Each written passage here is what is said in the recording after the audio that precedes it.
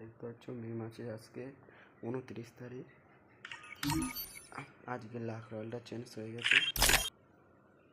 চলো lakh royal spin করবো। ফার্স্টে 10টার স্পিন করবো। দেখো ফার্স্ট টাইম